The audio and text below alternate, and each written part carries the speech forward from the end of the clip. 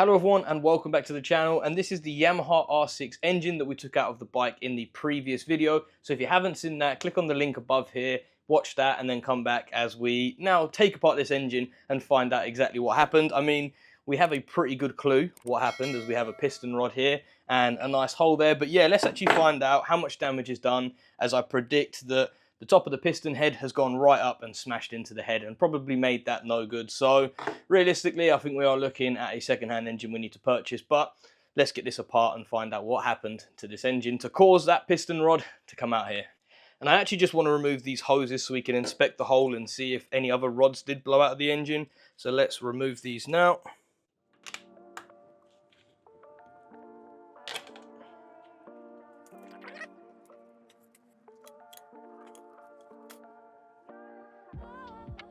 We've now removed them crusty hoses and we can see that the rod has completely blew out of that one. But then funnily enough, the rod is still connected to the crankshaft with the bottom end. But yeah, the piston is nowhere in sight, so it's obviously disconnected, spun round and caused absolute chaos in there. Not too sure whether it's touched the back of the gearbox just yet, but yeah, look at the perfect hole it's punched there. Let's unplug our coil packs.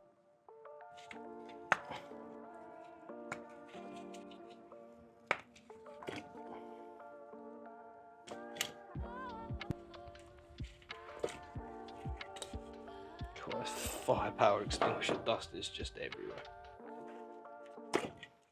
So yeah, now we've pulled the coil plugs out, we can pull a spark plug out and see what the condition of it is. It will give us a good indication as to how well this engine's been run.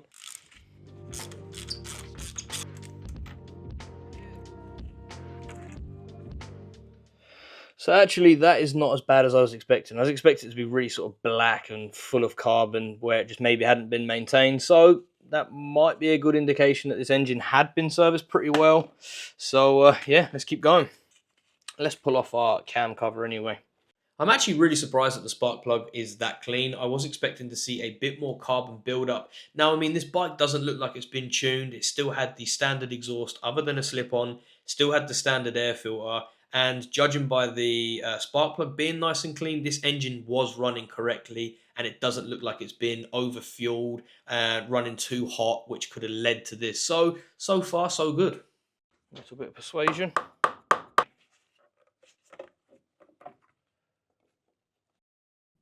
God, look how much of a mess that fire extinguisher, even on the inside of the engine. I suppose when it was squirted up through the block or whatever, it just made its way everywhere around this engine. And actually the chain as well is really rusty over that side. Well, the timing of this engine is the last worry, so we definitely don't need to worry about locking cams or anything like that up. Let's just get it pulled apart so we can get these cam covers off.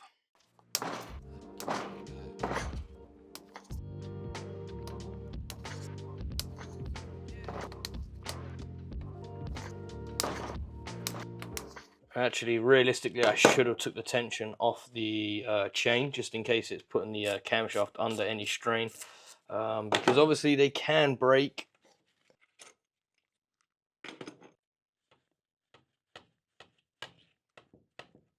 Yeah, no, we have to take the tension off the chain.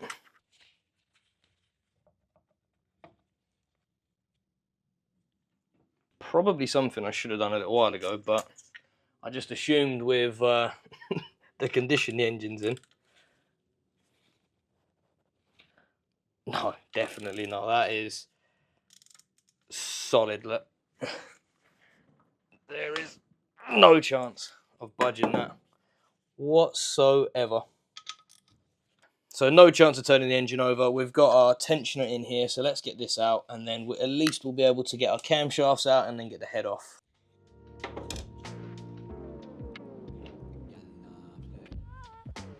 Now I'll spin the engine back around for you, and then now we should be able to pull these camshafts out.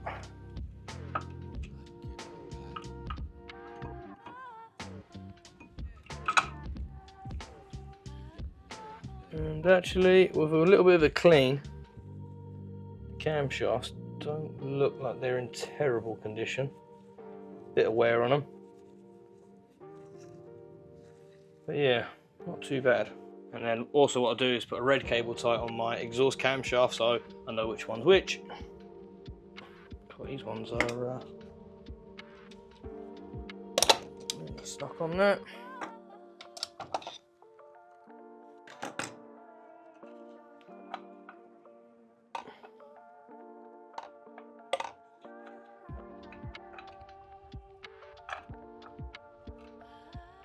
Right, I want to get these all labelled up and bagged up.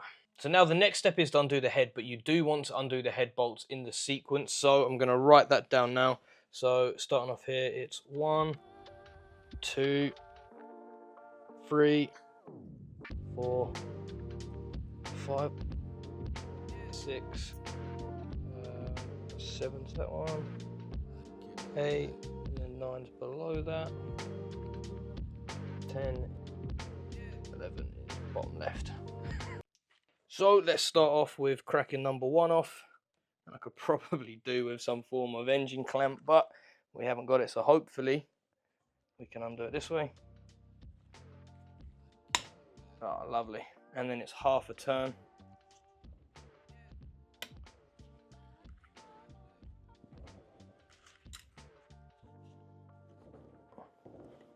They're actually not even that tight at all.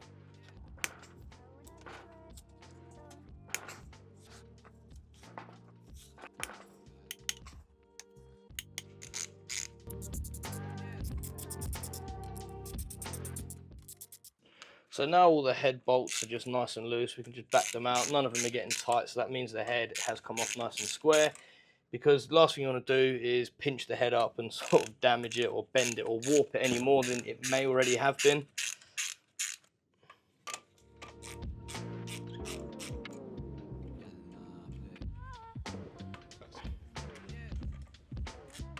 Well, that's good. They don't need to be tight.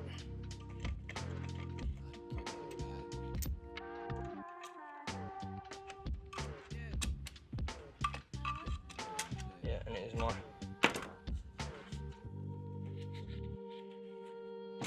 There we go.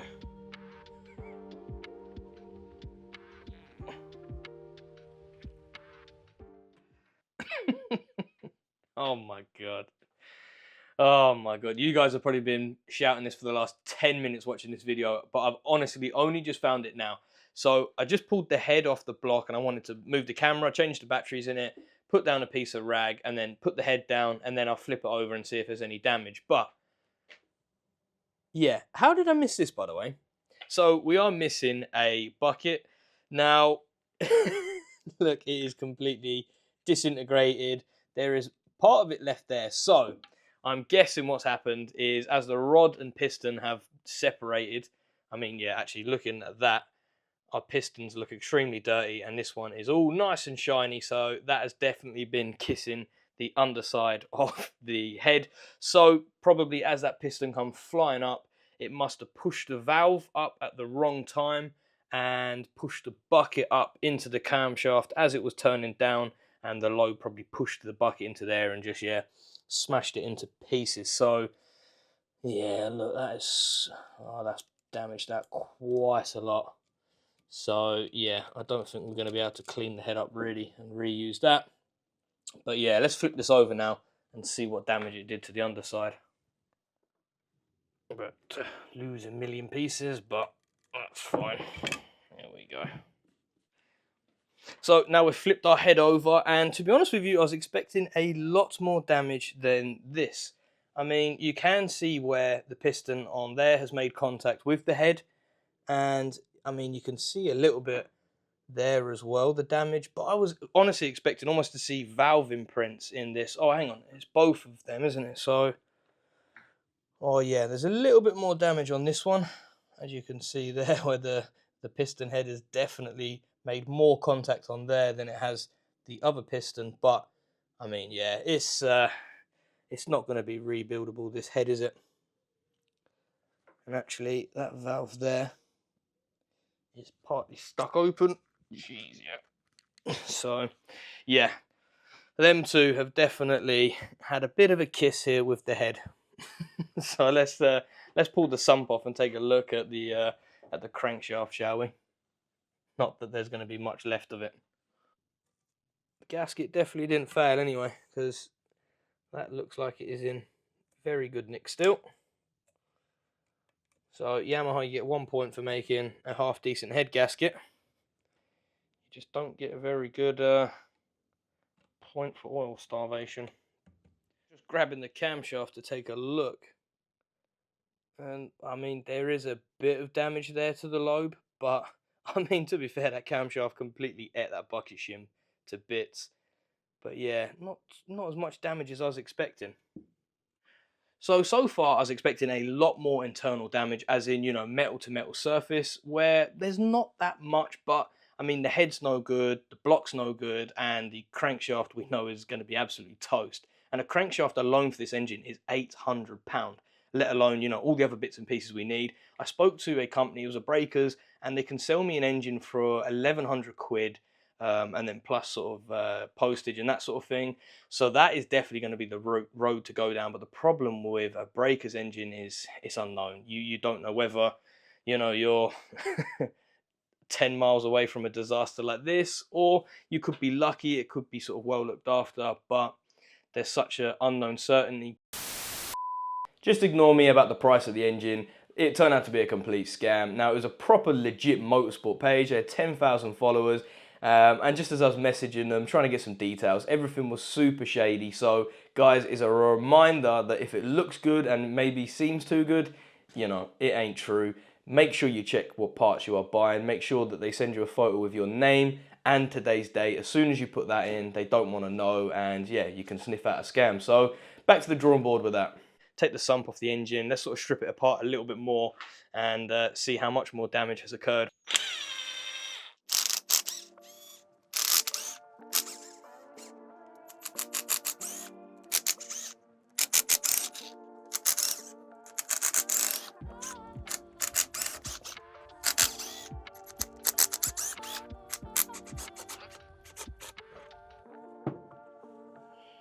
Cool.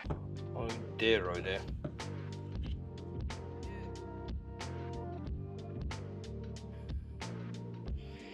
We have a lot of it in there.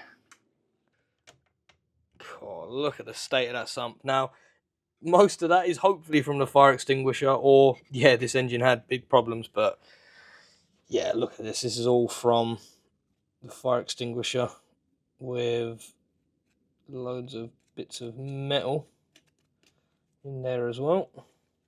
The more we dig, look, the more engine parts we seem to uncover. That's part of the bottom end. Oh my god, what an absolute disaster. Take a look up in the bottom. Oh dear, oh dear. And there is just broken pieces wherever you look in there. Oh dear, there's that piston rod there come round. That's just made so much damage until it's probably just literally seized the engine. I feel like I'm doing more tidying up with this engine than actually stripping it apart, but yeah, that is just, look, absolutely knackered.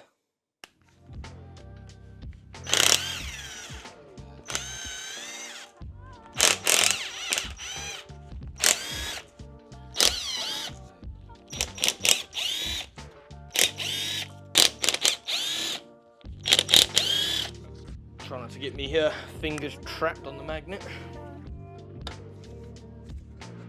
There we go.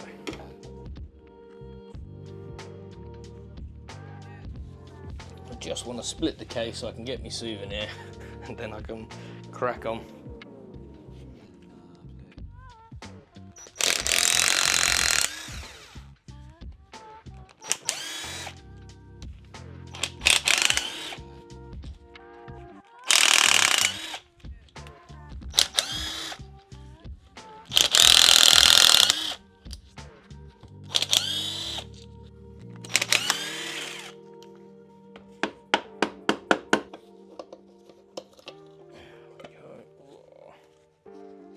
Lovely. Let's remove the clutch then.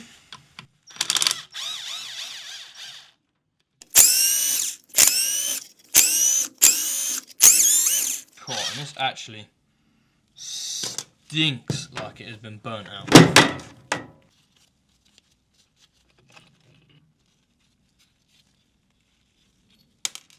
Cool, and straight away I can already smell the clutch. Now, if you've ever smelt burnt gear oil, that is a good indication of what this smells like.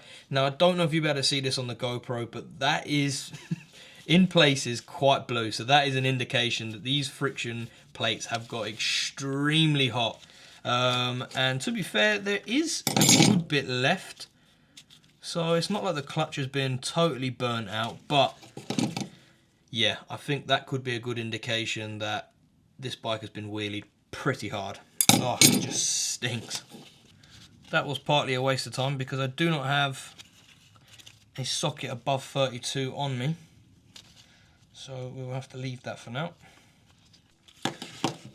Right, let's see if we can split this case, get me trophy, and then send it straight over to the scrap man. Because, to be honest with you, that is the only place for this engine right now.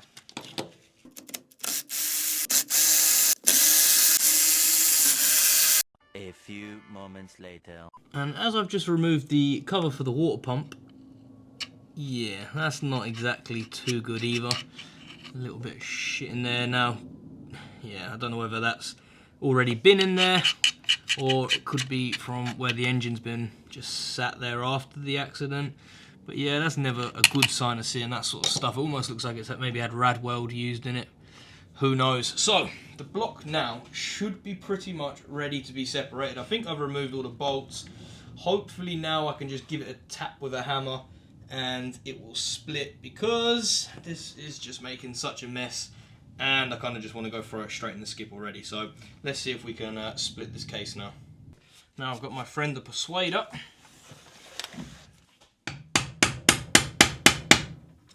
Yeah, there it is, brilliant.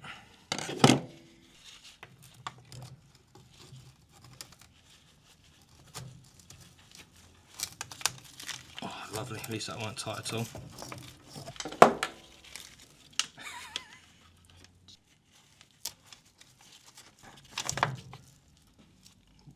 Oil feels rough as anything. And there, maybe two. Nope, just one more there.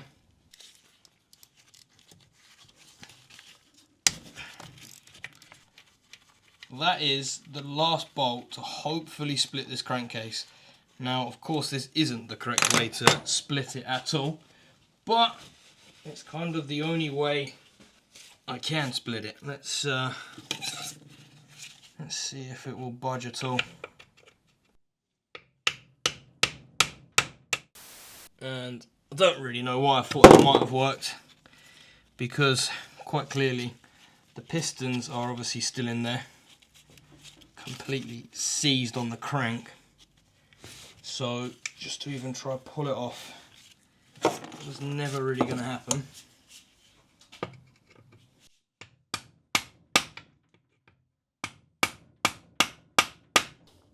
Right, and that's about the 28th time I've tidied up after pulling bits off this engine, so I've kind of had enough now. I wasn't expecting that the case to split that easy, purely because we've got pistons that are just sort of welded in there now. The crank is all obviously all seized up. It is just knackered, and I mean, that just kind of confirms it, doesn't it? We know it's beyond toast. We know that there's nothing that we can reuse from this engine. Even like the clutch that I thought maybe half decent is pretty burnt out. So yeah, I'm just going to leave this here. Now, I'm going to let you guys go down to the comments and make your assumption on what you think's happened to this engine. I think, well, that piston, there's nothing left of it.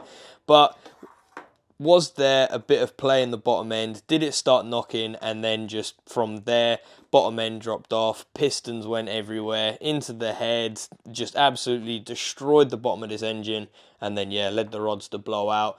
I'll kind of let you guys make up your own idea, but for now I just want to get this engine in a box, get it out the garage, and then I need to sort of take a look at the frame, get maybe the wire and loom off, wash the frame down, and then we're going to work out what to do. Now, a lot of you in the comments have said the best thing to do is strip it, take a loss, and I totally agree. That is the most sensible and probably best option, but I like a challenge, and since then I've done my first ever track day experience, so now yeah, I've got the flavour for it and I fancy a go at it. I mean, I could go on Facebook Marketplace and buy a cheap track bike, but I don't want to be rebuilding somebody else's track bike because it's been thrashed. Now, we've kind of already got a bike over there in absolute pieces, so let's see if my wallet will let me rebuild this bike, and we're going to maybe turn it into a track bike, as obviously I've got the brand new 600 R, so I don't really need the R6 on the road. So yeah,